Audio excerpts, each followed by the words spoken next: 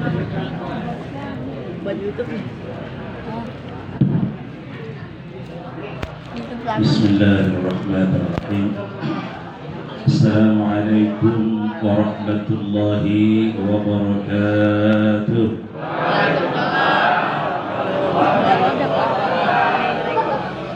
Alhamdulillah, jawabannya kompak.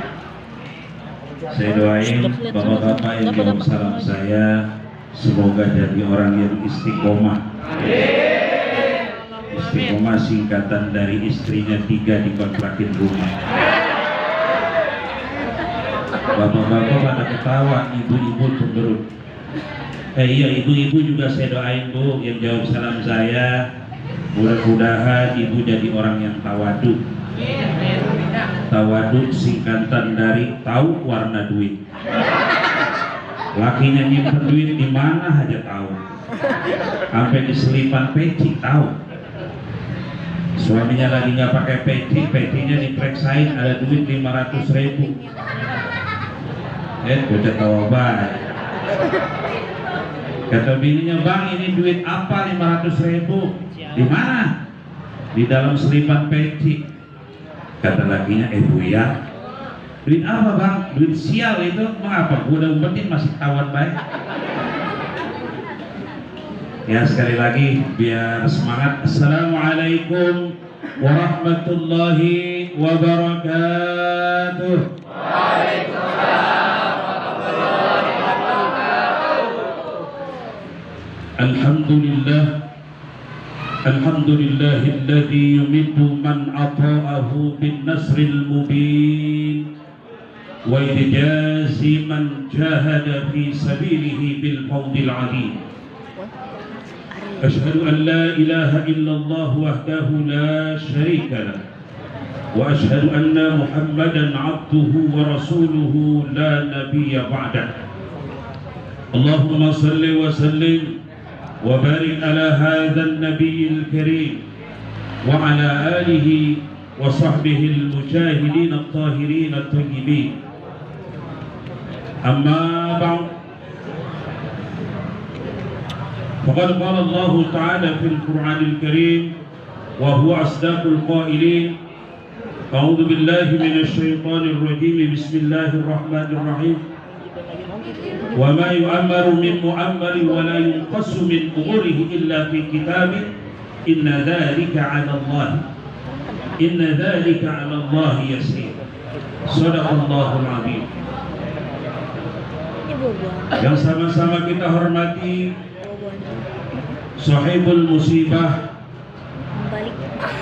keluarga besar almarhumah Ibu Maryani binti Said yang pada malam hari ini kita bersama-sama mendoakannya. Mudah-mudahan almarhumah diampunkan segala dosanya, diterima segala amal ibadahnya, dan ditempatkan di tempat yang baik, raudhah min riyadil jannah. Dan mudah-mudahan keluarga yang ditinggalkan diberikan ketabahan, diberikan kesabaran oleh Allah Subhanahu wa taala sehingga bisa melanjutkan perjuangan daripada almarhumah yang mungkin belum terlaksana. Dan juga yang sama-sama kita hormati sahabat saya Ustaz Rojali SPD, dan juga yang sama-sama kita hormati guru kita yang tadi telah membawakan memimpin zikir dan tahlilnya Ustaz Haji Sofyan, dan para ustadz yang lain yang saya tidak sebutkan satu persatu karena memang gak ada catatannya. Para ibu-ibu sekalian, Bu, ya ngobrol Bu, beneran. Para ibu-ibu yang mudah-mudahan pada malam hari ini diberikan keberkahan oleh Allah Subhanahu wa taala. Jamaah sekalian yang dirahmati oleh Allah, pada malam hari ini adalah malam ketiga kita ditinggalkan daripada almarhumah Ibu Maryani binti Said yang telah dipanggil oleh Allah Subhanahu wa taala Beliau usianya berapa Ustaz? Hah? Usianya 68. Kalau ngikut Nabi udah ada bonus ini. Nabi berapa? 63. Kalau 68 berarti udah bonus 5 tahun. Kalau orang main bola, Kalau orang main bola ini namanya udah tambahan waktu, injury time. Kalau udah injury time, biasanya mainnya mati-matian. Pokoknya yang penting gol aja. Begitu. Begitupun kita. Ketika kita sudah berumur melebihi umur Rasulullah Sallallahu Alaihi Wasallam, sudah barang tentu ibadahnya luar biasa. Kalau bisa mau ini mah keluar masjid masuk masjid, ya, iya, karena sudah banyak bonus. Tapi kan orang sekarang mah biasanya kalau boleh pakai mah. Orang sekarang mah Pak, justru yang meninggal itu banyakan yang muda-muda. Karena yang tua udah pada kagak ada. Iya kan? Iya. Ada yang 44, ada yang 45. Makanya kalau niru Nabi, ya, saat ini ada yang berumur 62 tahun 11 bulan. Udah makan yang enak-enak dah. Ya, udah makan yang enak-enak. Ya. Tapi ya kan namanya usia mah begitu. Wa ma yu'ammaru min mu'ammarin wa la yuqassu min umurihi illa fi kitabin. Inna dzalika 'ala Allah yasir. Tidak dipanjangkan umur seseorang yang berumur panjang, namun tidak dikurangi umurnya, melainkan sudah ditetapkan Allah dalam satu kitab, yakni di Lauhil Mahfuz. Jadi kita sudah ditentukan umur kita nih. Ada yang 50, ada yang 60, sudah ada catatannya. Sudah ada catatannya. Ingat catatan dulu saya pernah diceritain tuh. Pernah ada sebuah cerita. Ini mah cerita, enggak bermaksud, wallahi enggak bermaksud melecehkan.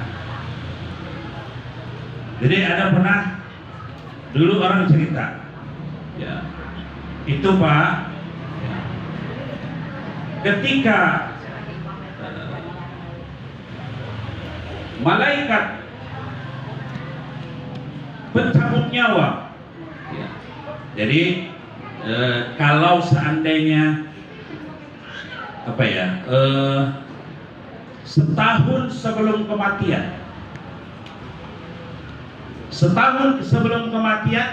nih embun-embunan kita kayak ditarik. Apa embun-embunan? Ubun-ubun ya Pak? Setahun sebelum kematian, embun-embunan kita kayak ditarik tuh. Ada yang udah berasa? Hah? Belum? Kali ada yang udah berasa. Setahun sebelum kematian, embun-embunan kayak ditarik. 40 hari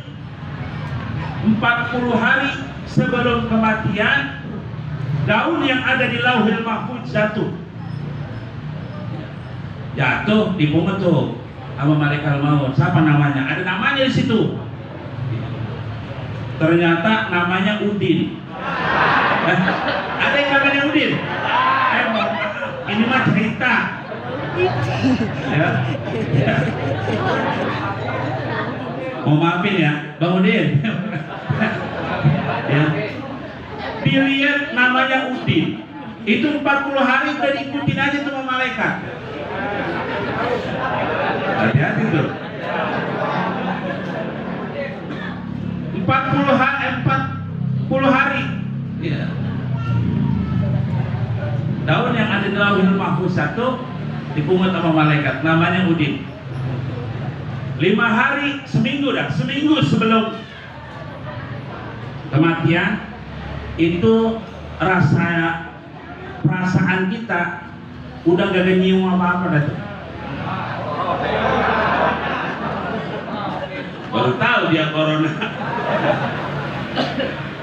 Udah kagak nyimak apa-apa dah tuh. Biar orang kentut di depan kita rasanya udah wangi baik. Ya. Itu seminggu. Nah sebelum kematian, ya ini yang saya maksud, saya pernah diceritain begini. Malaikat datang sama Udin, dia mengucap salam. Assalamualaikum. Ini orang cerita ya, jangan di ini. Tapi ada muatan pelajaran yang harus kita ambil itu. Assalamualaikum. Waalaikumsalam, jawab si Udin. Kata Udin, man anta? Siapa kamu? Kata malaikat maut, ana malaikat maut. Gitu kan ya? Dia pakai eho, ya. Mau ngapain datang ke sini? Dilihat dari catatannya, nih nama ente paling atas deh. Udah waktunya ente menghadap Allah. Kata si Udin sambil astagfirullah, subhanallah, walhamdulillah, wala ilaha illallah, wallahu akbar. Si kaget si Udin. Ya kaget juga emang belum siap kayaknya si Udin. Iya. Bener hari ini dicabut. Kata si Udin, dia nyari akal. Entar dulu ke malaikat. Emang gak ngeliat kopi saya belum habis. Kata malaikat begitu. Kata malaikat begini, ya sekalian ya Din, bikin gua teh manis. Tapi gulanya jangan banyak-banyak. Nah, di sini ketika malaikat dikasih teh manis, Udin banyak akalnya biar supaya dia rupanya nggak jadi nih. Bagaimana caranya? Teh manisnya dicampur obat bius. Ketika minum, malaikat ketiduran. Lalu kata Udin, oh udah tidur nih. Gua mau lihat bukunya kan tahu. Oh bener Pak, dilihat namanya paling atas. Lalu ketika namanya paling atas, dia ngambil hapusan. Dihapus tuh nama Udin paling atas. Gua pindahin dia paling bawah nih. Dipindahin nama Udin paling bawah. Udah lama dibangun di malaikat. Oh, malaikat bangun, udah lama tuh. Malaikat kaget. Din, lu taruhin apa teh manis gua? Kata Udin, saya campurin obat bius. Pantesan gua udah lama banget pengen tidur Din. Orang bisa tidur nih, gua tidur. Terima kasih Din, gua udah bisa tidur. Nah sebagai bonus sekarang begini aja Din, gua nggak cabut paling atas, gua cabut dari paling bawah.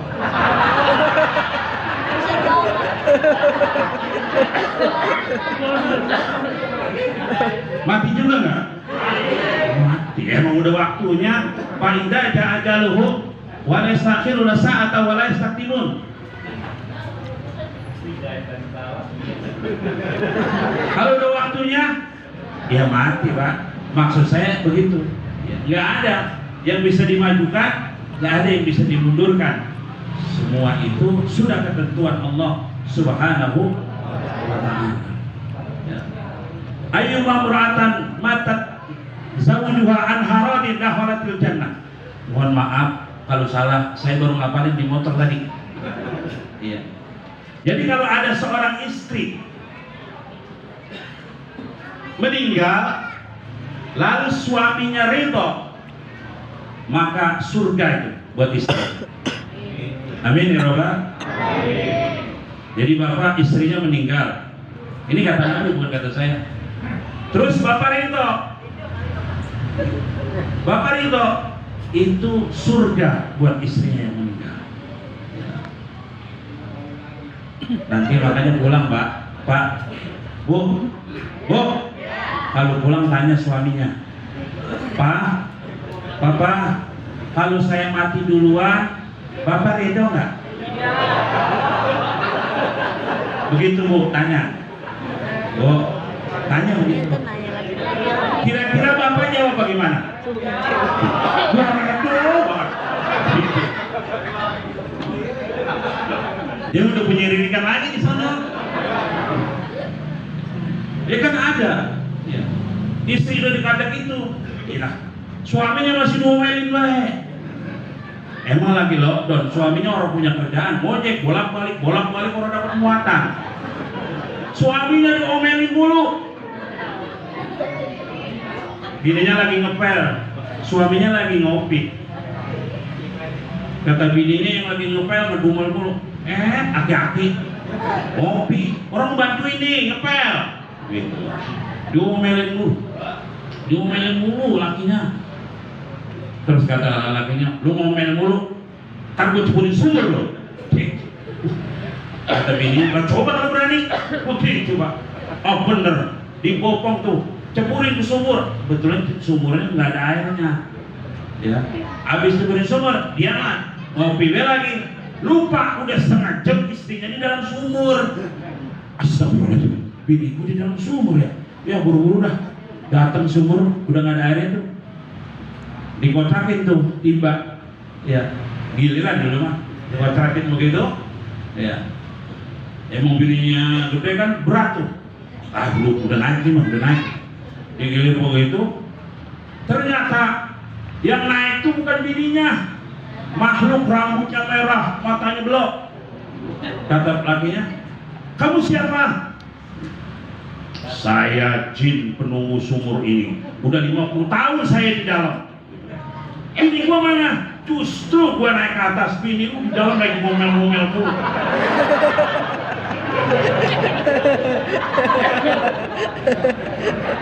Pak, jin aja nggak sanggup sama orang pada ngomel. Makanya cari ridho suami bu, cari ridho suami. Kalau kita punya orang tua, cari ridho orang tua. Yang istrinya cari ridho suami. Insya Allah dakhalatil jannah, balasannya surga. Amin ya rabbal alamin. Ya. Itulah kematian. Bahwa kematian itu tidak bisa dimajukan dan tidak bisa dimundurkan. Kata para ulama, ayyamutu ala ma'asha alaih. Kematian itu bergantung hobinya, bergantung kebiasaannya. Walaupun nggak selalu begitu, tapi biasanya begitu. Iya, mati itu tergantung kebiasaannya, tergantung hobinya. Tukang mancing, insya Allah mancingnya di kolam pemancingan. Ada di sini tukang mancing? Nggak ada di sini mah. Hah? Iya. Pernah kan lihat di TV itu? Emang orang tukang ngaji, matinya lagi ngaji, meninggalnya lagi ngaji, cakep nggak?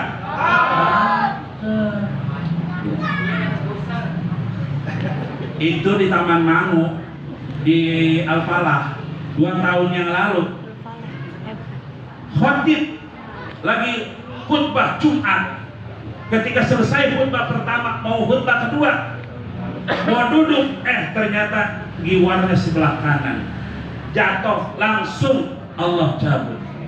Masya Allah, bagus banget. Udah hari Jumat ya, matinya di tempat yang baik, di rumah Allah, lagi sholat, meninggal. Itu namanya kematian husnul khatimah. Ya, jangan sampai kita mati jelek di akhirnya. Lagi nyawer. Bapak tahu Raja Sawer? Harus nonton orkes dulu.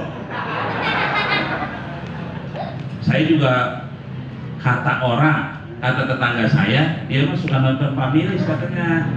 Ya, Raja Sawer mati katanya. Di mana? Di atas panggung Pamilis. Karena apa? Karena dia kerjaannya nyawer, hobinya nyawer. Nggak sampai dibawa ke rumah sakit sudah Allah cabut.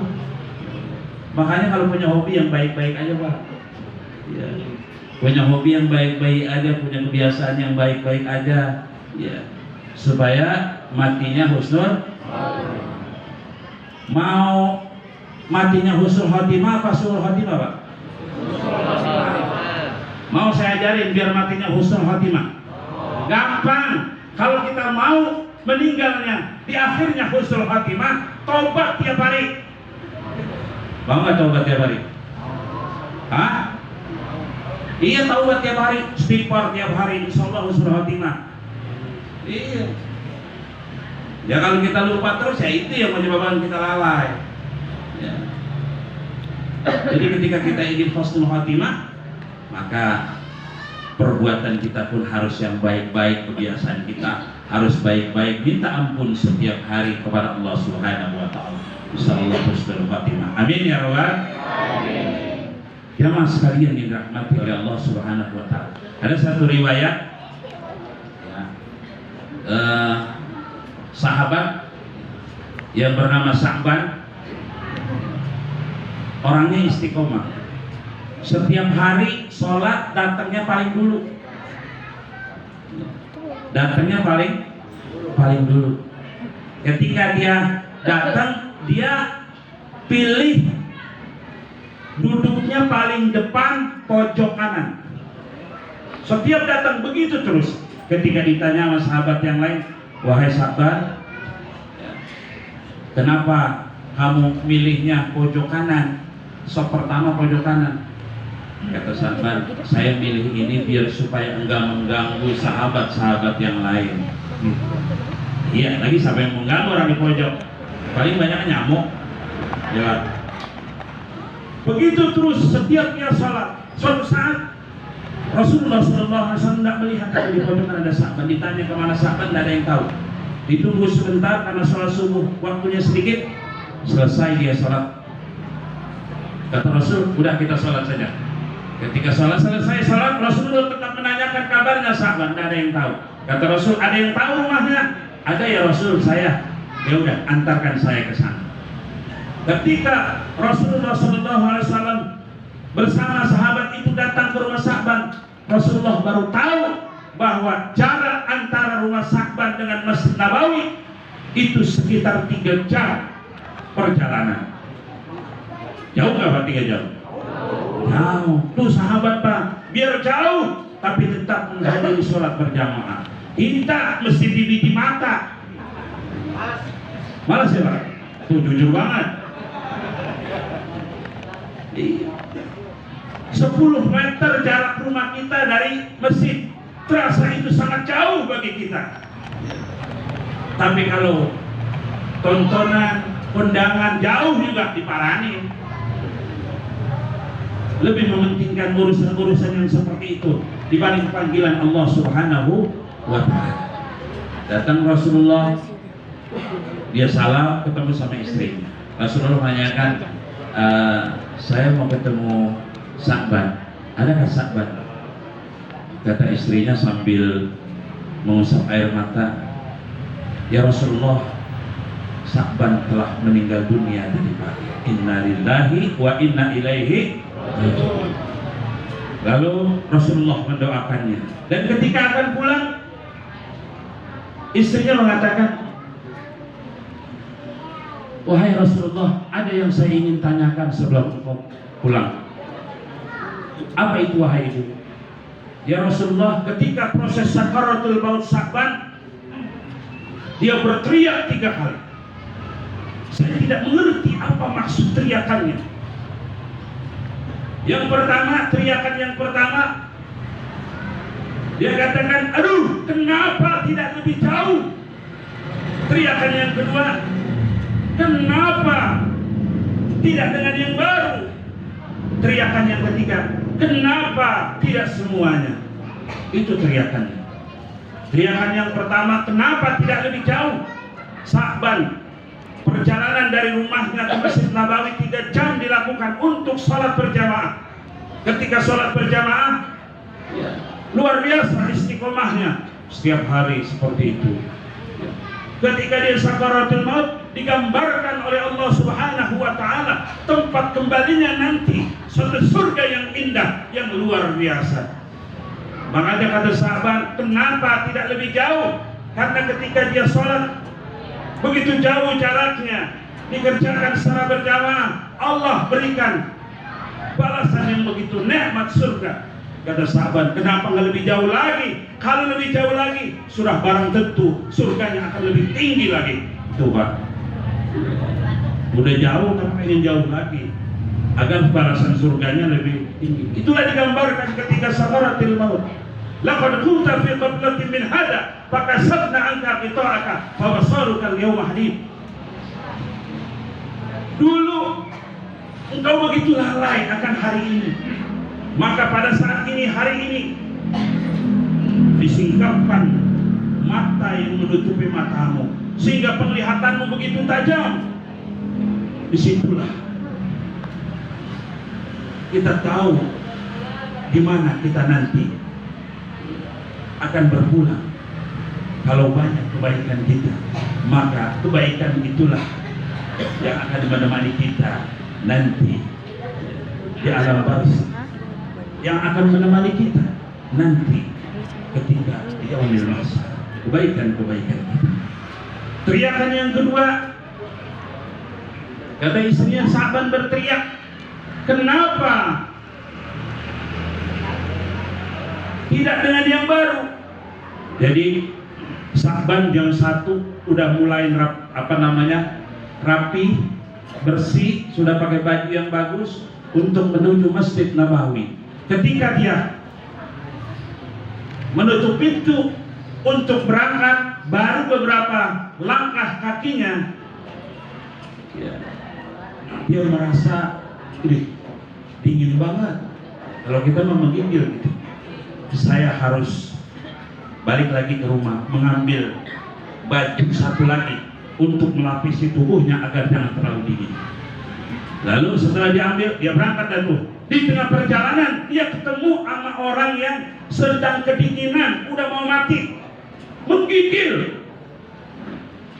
Lalu yang terjadi, kata Sa'ban, wahai bapak, pakai saja baju saya. Ya, bajunya Sa'ban itu yang pakai pertama itu bagus, yang kedua itu yang kurang tapi bagus.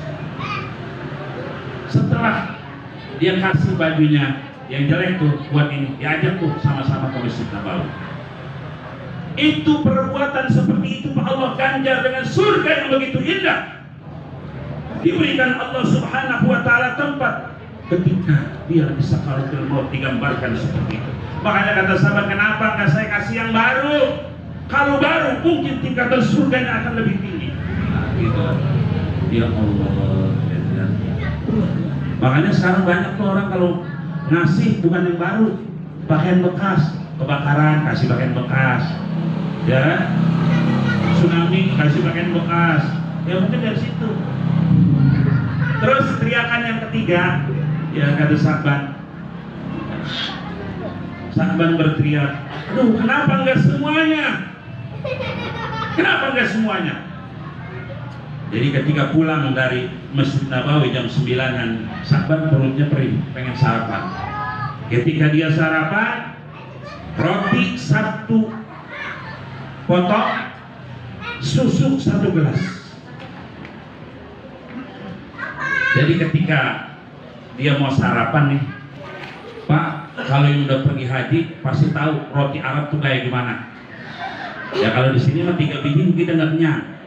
Di Arab 2.000. Kalau di Arab tuh rotinya gede. Ya.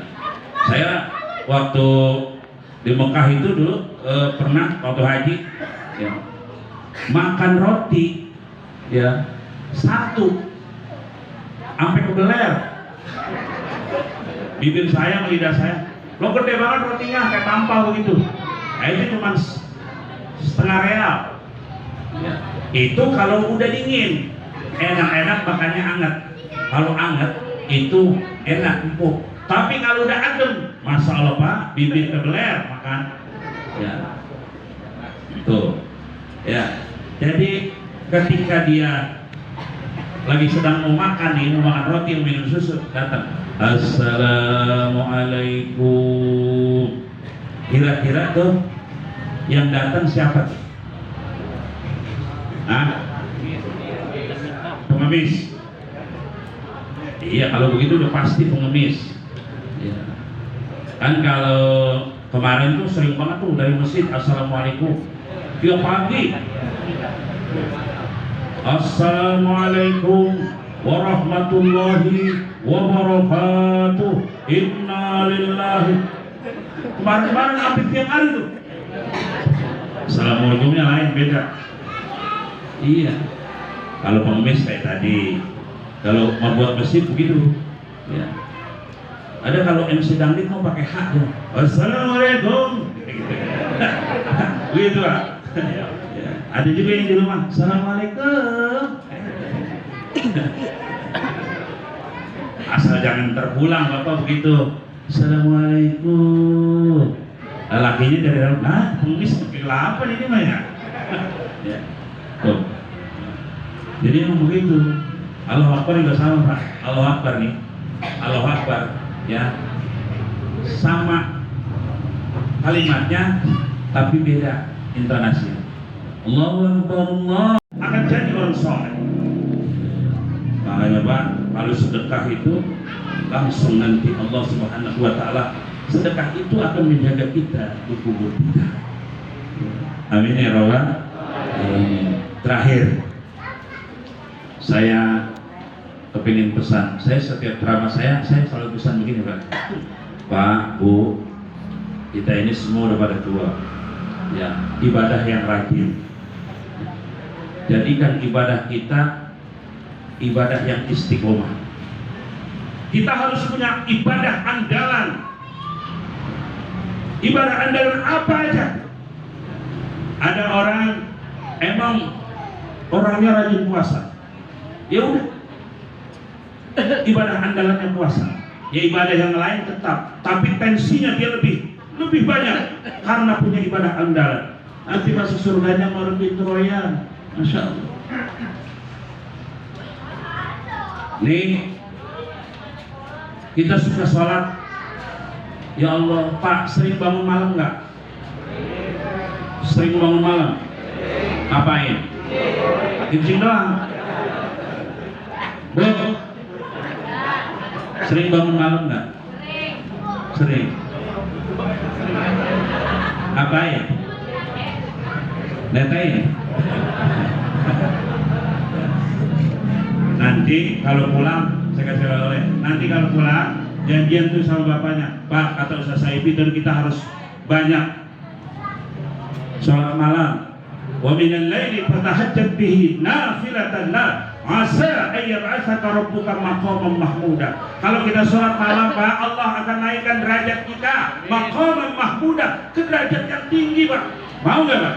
Mau. Ya, nanti sama istri bilang, pokoknya nanti kita jalanin tuh Ustaz Saifi harus melaksanakan qiyamul sholat tahajud Pak. Ya, mau nggak? Iya.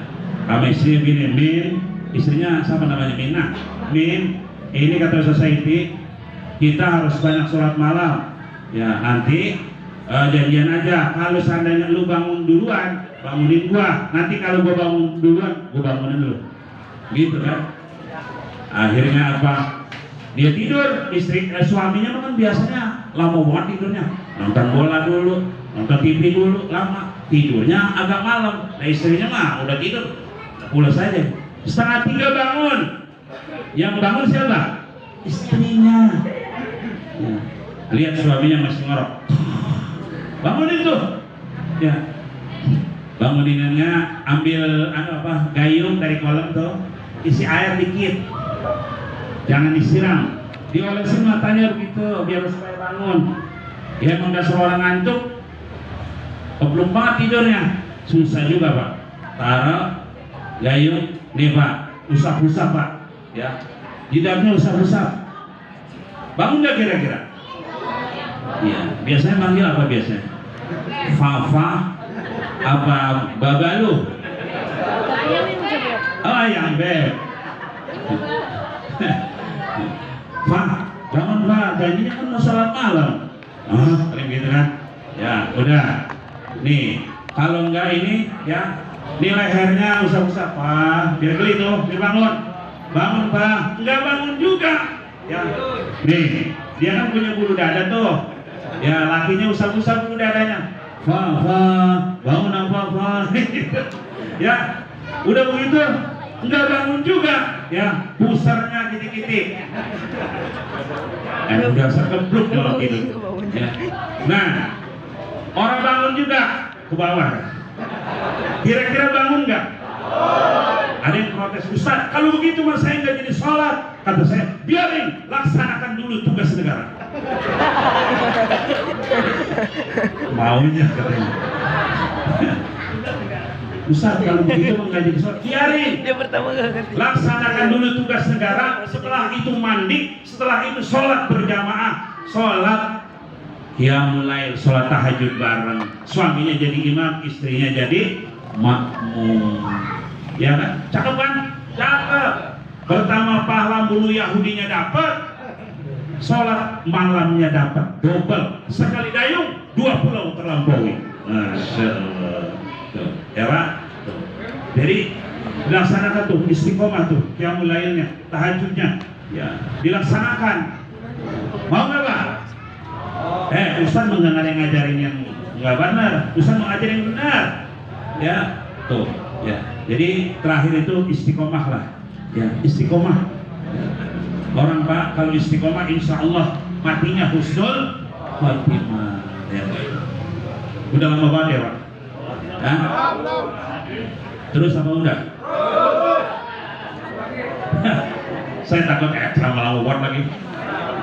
Ya Pak. Jadi kalau kita istiqomah insya Allah Pak, hikmah dari istiqomah, apapun yang kita lakukan, maka insya Allah Allah akan mengabulkan doa-doa kita. Amin ya Rabbal alamin. Nih ada satu cerita Pak, orang yang istiqomah. Jadi dia, ini bapak-bapak kalau ngaji di mana dia ikut ngaji, gurunya banyak, cuman dia ngaji orang bisa-bisa. Dia ngaji nggak bisa-bisa, sampai gurunya kesel. Lu mengajinya bobel banget, begitu. Dia nyari guru, asal dia itu nggak bisa-bisa. Innahu kana tawwaba, kata dia begitu. Kata gurunya, kata akhirnya innahu kawatama tembaga. Susah banget, bobel banget. Tapi dia nggak putus asa, dia istiqomah terus cari biar supaya dia bisa. Datang dia ke sebuah pesantren, ngomong sama kiai, saya mau belajar ngaji. Ya, saya di mana-mana udah ngaji, emang udah, pokoknya ngaji di sini. Saya nggak punya uang untuk bayar Pak Kiai, ya. Tapi saya punya tenaga, saya akan bersih-bersih masjid, saya akan bersih ini area masjid di pesantren. Ya sudah kalau begitu, setiap hari dia ikut ngaji Pak. Setiap hari paling depan sholat berjamaahnya, ya di belakang kiainya. Ya. Suatu hari musibah terjadi di pesantren. Terjadi banjir, di samping pesantren itu ada kali, ya, jebol kalinya, airnya masuk ke pesantren. Lama-lama air semakin tinggi, mulai sudah santri-santri sudah dipulangin, tinggal bapak-bapak itu sama kiainya. Air sudah disedengkul. Kata kiainya, Pak, ini gimana ya? Sebentar lagi ini ya, banjir akan meluluhlantahkan pesantren ini. Ya udah Pak Kiai begini dah, kita Pak Kiai kita harus selamat. Pak Kiai, saya gamblok, saya gendong. Ya. Nanti saya mau seberangin. Iya pokoknya Pak Kiai diam aja. Ya. Setelah digemblok, kata Pak Kiai begini, kata bapak-bapak yang itu yang ngajinya nggak bisa-bisa, kata dia begini. Pak Kiai, kalau saya bilang merem. Kalau saya bilang buka matanya, buka. Udah digendong, merem Pak Kiai, merem. Dia mau baca antum. Kata bapak-bapak itu, dia ngajinya nggak bisa-bisa, kata dia. Ya kayu, lompat Pak. Iya, lompat sampai ke daratan yang lebih tinggi. Kata dia, Pak Kiai, buka matanya. Pas dibuka, loh, kita di mana ini? Kita di tempat yang tinggi Pak Kiai. Pesantren gimana? Oh, Pak Kiai, pesantren udah kelebuk sama air. Nah, ini begini. Lah, ente bisa nyebrangin saya sampai tempat jauh begini? Ya bisa, kan ilmu dari Pak Kiai. Yang bener. Iya, ilmu dari Pak Kiai ini. Tuh begitu kayak ilmu dari mana? Saya Pak Kiai sering ngikutin Pak Kiai kalau zikir habis sholat. Apa bacaannya? Ya kayu ya gayung, ya kayu ya gayung, ya kayu ya gayung. Gitu. Kapan gua ngomong ya kayu kata dia. Oh, itu mah ya hayu ya kayu. Ya dia mah orang kupingnya udah tapi tulalik. Ya kan? Dia kata ya kayu ya kayu. Akhirnya apa? Selamat Pak. Ya, karena dia memang orangnya lurus saja. Ya mendengarnya begitu. Ya, besoknya ya hayu koyung, jangan ya kayu ya gayung. Ya kayu gayung aja masih manjur. Kalau orang istiqomah mah. Iya. Itu. Dulu engkong saya itu kalau ada orang ketulangan, ya, sama dokter belum bisa, sama juga bisa. Dibacain surat Al-Qalam. Ya kan? Apa kata dia? Oh ketulangan, sini gue lihat. Nun wal qalami wa ma yasturun. Turun. Tulangnya nggak jadi malak tuh. Iya. Ya itu hikmah dari Allah Subhanahu wa taala. Tapi yang jelas kalau kita udah banyak para ustaz, para kiai, ketika kita dikasih ajaran, dikasih amalan atau dikasih pelajaran tentang ilmu agama, tentunya kita amalkan dengan sebaik-baiknya. Istiqomah, sekali lagi Pak, punya ibadah andalan kita. Terserah mau zikir, saya mau udah semampunya zikir sehari misalkan 10.000 atau sehari 1.000, silahkan. Tapi istiqomah, sekarang zikir, besok enggak. Itu namanya bukan istiqomah. Ya, istiqomah itu continue terus menerus sampai kita menutup mata, sampai ajal kita. Insya Allah banyak kita saksikan orang itu udah dikubur 20 tahun jasadnya masih utuh. Itu dia mengamalkan suatu amalan yang istiqomah. Ya. Lalat apa namanya ular di dalam tanah pun enggak, gantung, enggak mau makan badannya. Ya. Makanya istiqomahlah kita di dalam melaksanakan ibadah kepada Allah Subhanahu wa taala. Hadirin jamaah sekalian, mungkin itu saja yang saya sampaikan. Kalau ada yang bagus, kalau ada yang baik, ambil sebagai satu pelajaran dan dilaksanakan. Kalau satu ada banyolan saya yang kurang pas, saya mohon maaf. Itulah kehilapan diri saya. Ya kurang lebihnya mohon maaf. Wa qad yurjari sayfi burun wala burun lima jaruhan lisan. Andaikan pedang lukai tubuh maka ada harapan kan sembuh, tapi manakala lisan lukai hati kemana hendak obat dicari. Kurang lebihnya mohon maaf. Assalamualaikum warahmatullahi wabarakatuh. Waalaikumsalam warahmatullahi wabarakatuh.